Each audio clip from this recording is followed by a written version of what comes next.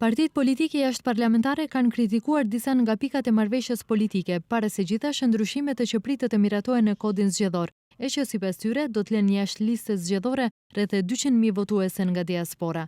LRPDSH-ja vlerëson se me këto zgjidhje është shkelur kushtetuta e cila çdo shtetasit të saj i garanton të drejtën e votës. Pa pikë turpi fshin rreth 200.000 qytetarë të Republikës së Maqedonisë, kryesisht shqiptar, nga diaspora, dhe unë bëj apel që të respektohet kushtetuta në këtë drejtim. Në të njëjtën kohë parashtroj pyetjen, cili do të jetë hapi i radhës me diasporën shqiptare? Do të merret në shtetësia, do të konfiskohet prona dhe do të kenë fatin e shqiptarëve në çamëri? Për këtë do duhet përgjigjen këto lider politik, të cilët i thonë vetë se udhëheqin subjekte politike shqiptare. Ndërkohë, Lëvizja Besa vlerëson se marrëveshja e arritur është një mundësi për zgjidhjen e krizës, por gjithashtu shpreh dyshimin për zbatimin e saj, por edhe për çështjet që kanë të bëjnë me shqiptarët.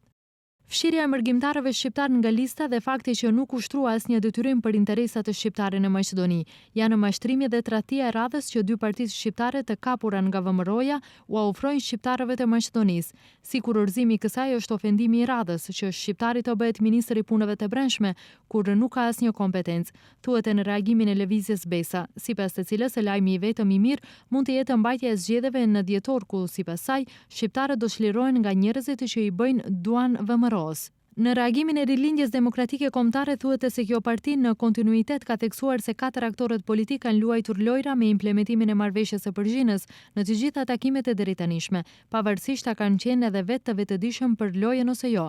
Të gjitha tentimet e manovrimit politik për përfitime të ulta partijake kanë kosto të larta dhe për këtë arsye duhet zero tolerancë për çdo tentim për të rinisur ndonjë lojë tjetër. Koha e lojrave patjetër të përfundojë, thuhet në reagimin e RDK-s. Partia Liberal-Demokrate reagon ndaj mos e definimit të qartë të punës së papenguar të prokurorisë speciale dhe sundimit të ligjit në vend. Vlerësojmë se thelbi i marrëveshjes duhet të jetë sundimi i ligjit, procedimi i të gjitha lëndëve të prokurorisë speciale që janë hapur muajve të kaluar, epilogu gjyqësor, përkatësisht përgjegjësia e të gjithë politikanëve që kanë shkelur ligjet dhe që kanë punuar në dëm të qytetarëve të Maqedonisë.